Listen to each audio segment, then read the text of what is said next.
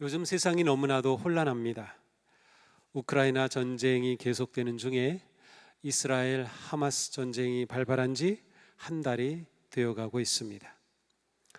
코로나 팬데믹 이후 경제적인 불황이 깊어지고 있습니다. 정치도 안정되기보다는 국민들의 마음이 영 불편합니다. 미디어들은 자극적이고 부정적인 소식을 열심히 퍼나릅니다. 하박국 시대가 그러했습니다. 하박국은 다른 예언서와는 달리 하나님에 대한 질문으로 시작합니다. 주님, 살려달라고 울부짖는 이 소리 언제 들어주시렵니까? 호소하는 이 억울한 일 언제 풀어주시렵니까? 어인 일로 이렇듯이 애매한 일을 당하게 하시고 이 고생살이를 못 본 채 하십니까? 보이느니 약탈과 억압뿐이요 터지느니 시비와 말다툼뿐입니다. 법은 땅에 떨어지고 정의는 끝내 무너졌습니다. 못된 자들이 착한 사람을 등쳐먹는 세상, 정의가 짓밟히는 세상이 되었습니다. 하박국의 시대는 정의와 평화가 사라진 시대, 불평등이 깊어진 시대, 약탈과 폭력이 넘치는 시대였습니다. 하박국의 호소와 질문에 하나님은 더 강하고 더 악한 바벨론을 일으켜가지고 모두 심판하고 날려버리시겠다고 하십니다. 아니, 악을 날려버리시려고 더 악한 바벨론을 이용하시는 하나님 앞에 하박국은 다시 울부짖습니다. 어찌하여 그들을 재판관으로 세우셨습니까? 어찌하여 그들을 채찍으로 삼아 벌하십니까? 나쁜 자들이 착한 사람을 때려잡는데 잠자코 계십니까? 이렇게 하나님께 질문을 던진 하박국은 이번에는 하나님으로부터 반드시 답을 듣고야 말리라 결심하면서 이렇게 말합니다. 내가 던진 질문에 무슨 말로 대답하실지 내 초소에 버티고 서서 기다려보리라. 눈에 불을 켜고 망대에 서서 기다려보리라. 우리도 하나님께 묻고 싶고 반드시 하나님의 답을 들어야만 하겠습니다 라고 하는 그러한 마음이 있을 때가 많이 있습니다. 아마도 지금이 그런 세상이 아닙니까? 도대체 전쟁으로 많은 사람들이 죽어가고 있습니다. 이 고난과 어려움이 언제까지 계속되어야 합니까?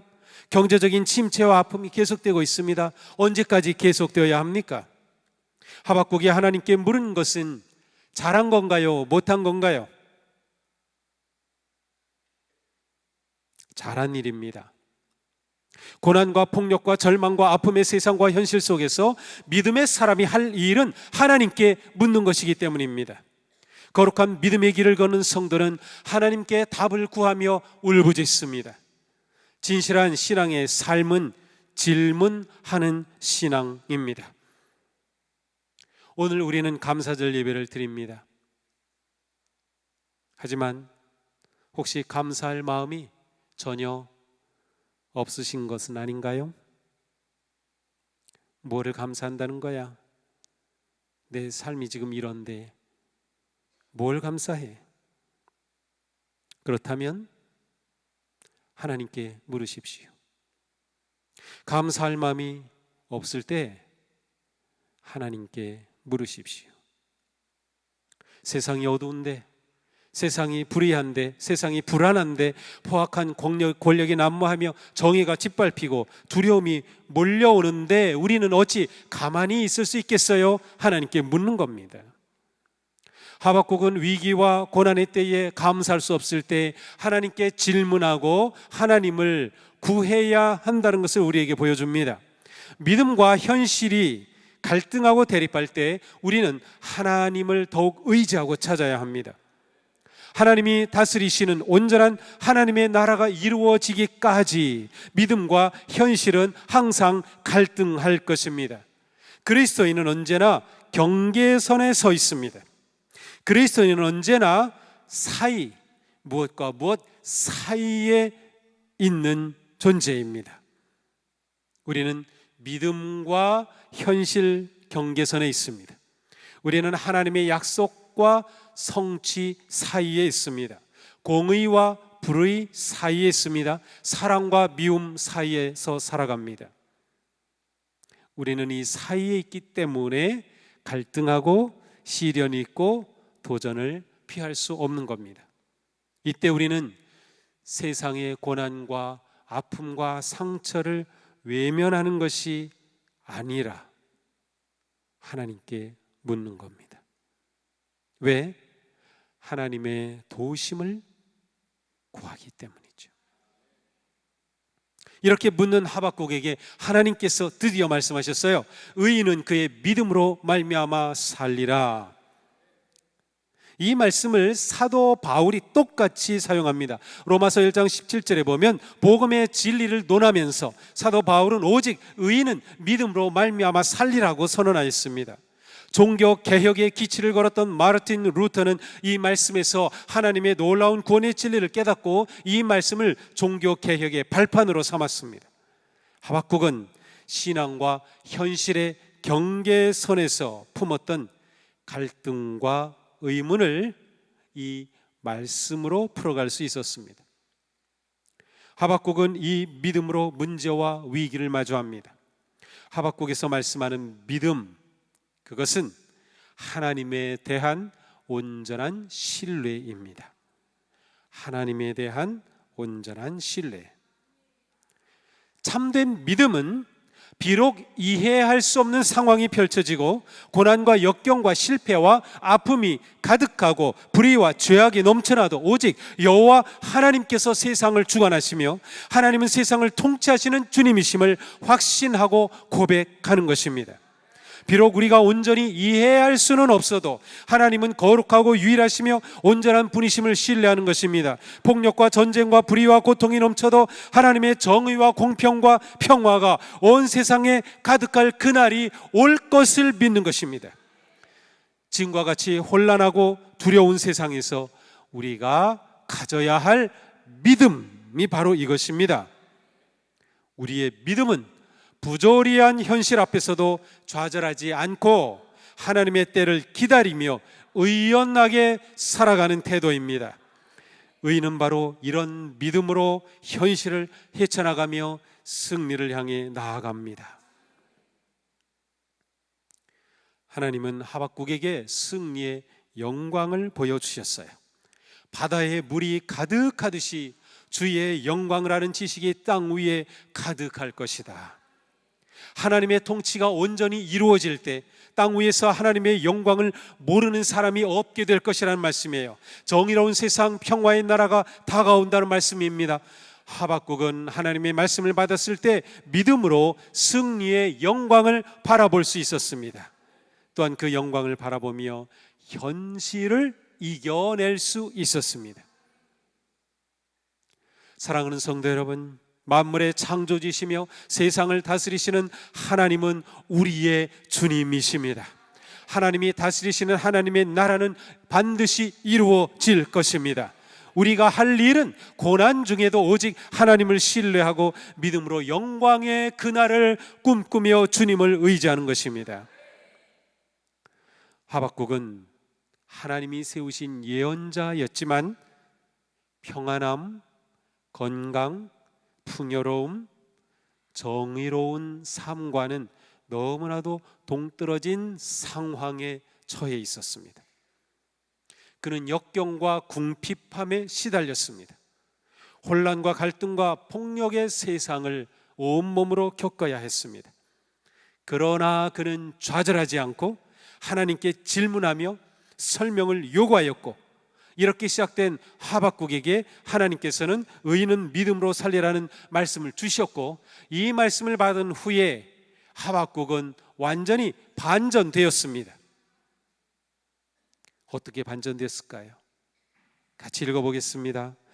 무화과 나무에 과일이 없고 포도나무에 열매가 없을지라도, 올리브 나무에서 딸 것이 없고 밭에서 거두어들일 것이 없을지라도, 우리의 양이 없고 외양간에 소가 없을지라도 나는 주님 안에서 즐거워하련다. 나를 구원하신 하나님 안에서 기뻐하련다. 주 하나님은 나의 힘이시다. 나의 발을 사슴의 발과 같게 하셔서 산등성이를 마구 치닫게 하신다. 아멘. 하박국 선지자는 자신이 직면하고 있는 그 세상을 외면하지 않고 그대로 받아들이고 표현합니다.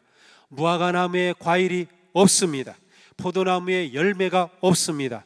우리의 양이 없고 소가 없습니다. 삶에서 얻을 소득이 없고 미래에 기대할 것도 보이지 않습니다. 삶의 안전과 평안을 보장해 줄 것이 하나도 없었습니다. 그에게 덮친 역경과 고난은 감당하기가 쉽지 않았습니다. 그런데 지금 하박국 입에서는 찬송과 감사가 쏟아지고 있습니다. 나는 주님 안에서 즐거워하련다. 나를 구원하신 하나님 안에서 기뻐하련다. 지금 하박국은 하나님이 내려주신 그 어떤 복들로 인해 기뻐하고 감사하는 것이 아니라 하나님을 기뻐하고 감사하는 신앙을 가지게 되었어요. 그 자신이 하나님 안에 있음이 감사했습니다. 자신을 구원해 주신 하나님 안에 있는 것이 감사했습니다. 하박국의 모습은 욥의 그림자와도 같습니다. 우리 지난 금요일부터 욥기를 시작했어요. 우리 11월 전부 12월 중간까지 우리가 욥기를 볼 텐데 욥기의 묵상 깊이 해보시기 바랍니다.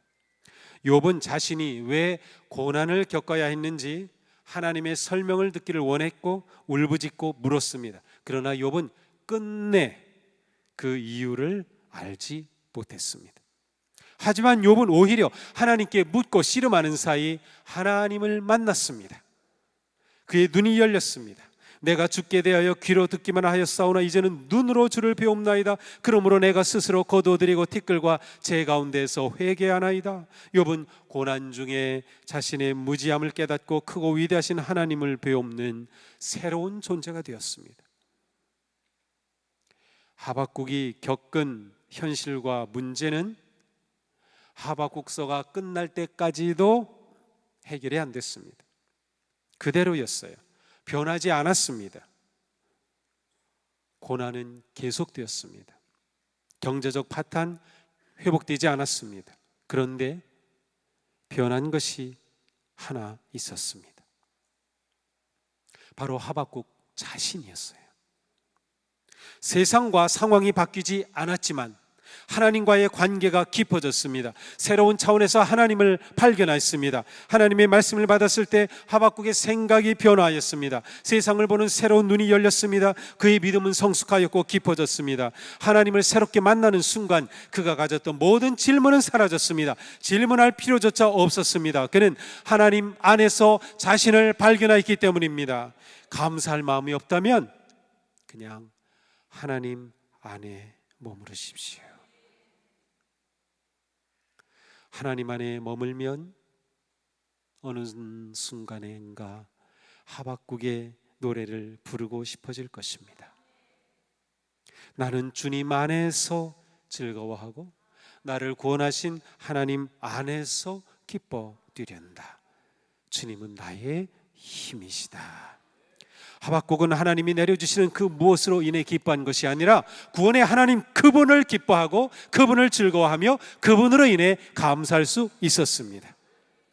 우리의 믿음이 성숙할수록 하나님을 향한 우리의 사랑과 마음은 더욱 깊어집니다. 믿음이 성장할수록 우리에게 나타나는 변화는 감사하는 것입니다.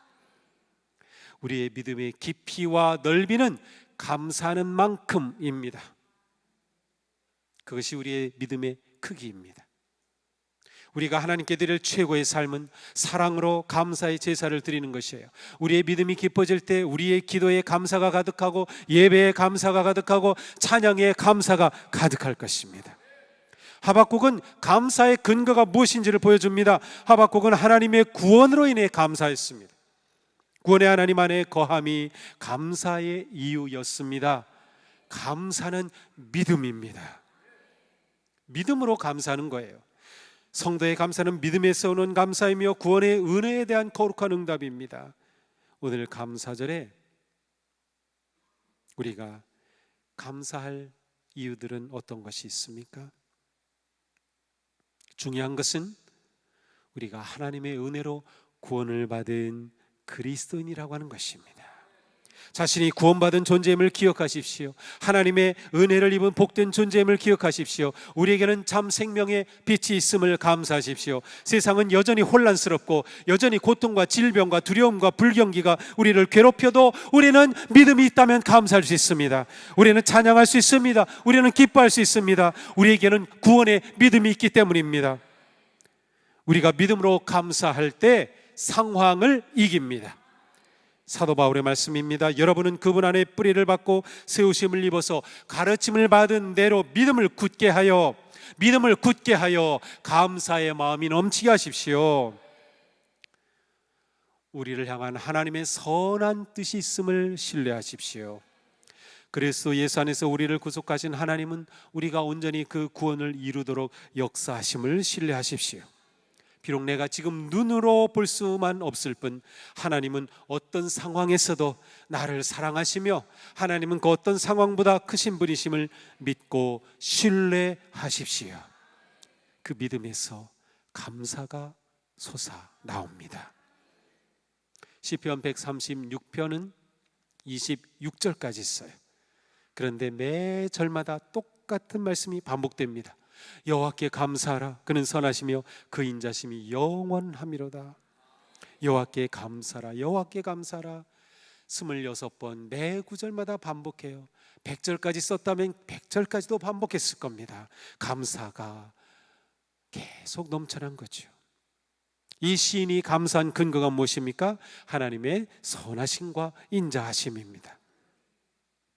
하나님의 사랑과 구원을 입은 성도는 어떤 상황에서도 감사합니다. 하나님이 어떤 분이시며 하나님이 행하신 은혜의 그 구속의 은혜를 믿는 성도는 감사의 삶을 살아갑니다. 그러니 감사는 깊고 성숙한 믿음의 열매입니다. 우리를 사랑하시는 주님을 향한 믿음을 견고히 함으로 감사가 넘치게 되기를 축복합니다. 감사할 마음이 없으신가요? 믿음을 작동하시기 바랍니다. 그러면 내가 누구인지 알게 될 것입니다. 하나님이 내게 베풀으신 그 사랑을 알게 될 것입니다. 하나님은 우리가 감사하는 성도가 되기를 원하십니다. 감사는 하나님의 뜻입니다. 모든 일에 감사하십시오. 이것이 그리스도 예수 안에서 여러분에게 바라시는 하나님의 뜻입니다. 우리가 하나님 앞에서 기뻐하고 감사할 때 하나님은 우리를 기뻐하십니다. 감사가 있는 곳에 기쁨이 있어요. 감사하면 우리의 삶이 행복해집니다. 감사가 하나님의 뜻이지만 하나님은 우리가 감사할 기준을 제시해 주지 않으셨어요. 너 돈 이만큼 벌면 감사해라. 너 여기 합격하면 감사해라. 뭐 그러한 기준이 전혀 없어요. 왜 그런가요? 하나님은 우리가 모든 일에 감사하기를 원하시기 때문이에요. 우리는 살면서 부족 의식에 쉽게 빠집니다. 항상 뭔가 부족하다고 느껴요. 난 왜 이게 없지? 난 왜 이게 부족하지? 나에게 이것이 더 있었으면? 그런 사람들은 컵에 물이 반이 차는 것을 보고 반밖에 안 남았어 라고 말하죠. 하지만 믿음 의식으로 사는 사람은 다릅니다. 믿음 의식으로 살면 물이 반밖에 없어도 그렇게 말하지 않고 물이 아직 반이나 남아있네, 감사하네 라고 하는 것이죠. 믿음 의식을 가진 성도는 범사에 감사합니다. 예수님을 보십시오. 어느 날 예수님은 벳세다와 고라신 지역으로 가셔서 복음을 전하셨습니다. 그런데 그곳 사람들은 예수님을 영접하지 않아요. 예수님을 오히려 배척합니다. 예수님이 전하신 복음을 믿으려 하지 않습니다. 그래서 예수님이 한탄하셔요. 이렇게 말씀하셔요. 화 있을진저 고라시나, 화 있을진저 벳세다야. 너에게서 행한 모든 권능을 두로와 시돈에서 행하였더라면 저희가 벌써 벼슬 입고 재에 앉아 회개하였으리라. 너무나도 안타까우셨어요. 어느 고을보다도 권능을 많이 행하셨지만 어느 누구도 복음을 믿지 않아요. 열매가 없는 예수님의 실패한 사역이었습니다. 그런데 바로 뒤에 이어지는 말씀을 보십시오. 예수께서 이르시되 천지의 주제이신 아버지여, 이것을 지혜롭고 슬기로운 자들에게 숨기시고 어린아이들에게 나타내심을 감사하나이다. 옳소이다. 이렇게 된 것이 아버지의 뜻이니이다. 사역에 실패한 예수님은 하나님께 감사하였습니다.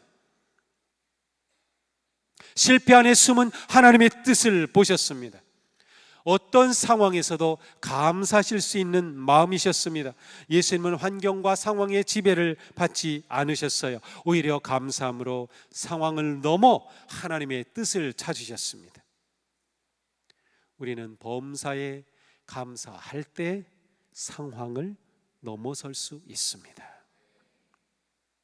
성경을 읽다 보면 감사라고 하는 단어와 같이 나오는 단어가 세 단어가 가장 많이 나와요. 제사, 찬양, 기도입니다. 구약의 제사 중에 화목제는 특별히 하나님께 드리는 감사의 제사였어요. 개인뿐만 아니라 회중이 모였을 때 주님을 예배할 때 감사가 있었어요. 감사로 찬양을 드렸어요. 다윗은 승전가를 부르며 이렇게 노래합니다. 뭇 백성이 보는 앞에서 내가 주님께 감사를 드리며 주님의 이름을 찬양합니다. 느헤미야는 예루살렘 성벽을 재건하고 봉헌할 때 모습을 이렇게 기록했습니다. 감사의 찬송을 부른 두 찬양대는 하나님의 성전에 들어가 멈춰섰다. 나 역시 백성의 지도자와 절반과 함께 하나님의 성전에 들어가서 섰다. 감사로 찬양하고 감사로 제사를 드린 겁니다. 사도 바울은 말씀합니다. 기도에 힘을 쓰십시오. 감사하는 마음으로 기도하면서 깨어 있으십시오. 예배와 찬양과 기도에 감사가 필수입니다. 이처럼 감사는 우리의 예배를 통해 표현이 되고 찬양을 통해 표현이 되고 기도를 통해 표현이 되어야 합니다. 감사는 생각에 머무르면 안 됩니다. 마음에만 머물러도 안 됩니다. 감사는 기도와 찬송으로 말과 행동으로 표현되어야 합니다. 다윗은 이렇게 고백했어요. 내 마음을 다하여 주님을 기뻐하며 나는 노래로 주께 감사하련다. 자, 여기에는 다윗의 강한 의지가 드러나 있어요. 나는 주님께 감사하겠다라고 선언한 것입니다. 감사할 마음이 없습니까? 그렇다면 그 마음을 넘어서 기도와 찬양과 예배 중에 감사를 표현해 보십시오. 마음이 행동으로 나타나지만 행동이 마음을 만들기도 합니다. 말과 행동으로 표현할 때 마음이 생기는 거예요. 그래서 우리가 감사를 표현하면 감사의 마음이 생겨요. 우리는 하나님께 감사를 표현하며 우리의 사랑과 마음과 삶을 드릴 뿐 아니라 또한 우리는 서로 감사를 표현해야 합니다. 감사절을 지키며 서로 감사하는 마음을 많이 표현해 보십시오. 오늘 성도님들을 만나면서 고마워, 감사해 해보셨나요? 우리 지금 감사 편지 캠페인을 하고 있잖아요. 오늘 예배 드리고 나가실 때 떡만 받아가지고 마시고 감사 카드 하나 적어보세요. 떡만 홀랑 받아가지 마시고 감사 카드 하나 가지고 가서 집에서 적어도 돼요. 가서 아는 우리 교회 성도님들 중에 누구든지 이분 너무나도 고마워, 매주일 이렇게 봉사해 주시는 모습 볼 때 너무 고맙습니다, 항상 옆에 앉아주셔서 고마워요, 뭐라도 좋아요. 그래서 적어서 한번 넣어보세요. 그 감사 카드를 받는 분이 얼마나 격려가 되고 힘이 될까요? 그래요. 감사는 서로에게 그렇게 표현하는 것입니다. 우리 감사로 예배합시다. 감사로 찬양합시다. 감사로 기도합시다. 감사로 섬깁시다. 감사로 인사합시다. 감사로 격려합시다. 감사로 축복합시다. 우리의 마음이 감사로 물들고 감사로 행복해지기를 주님의 이름으로 축복합니다. 기도합시다.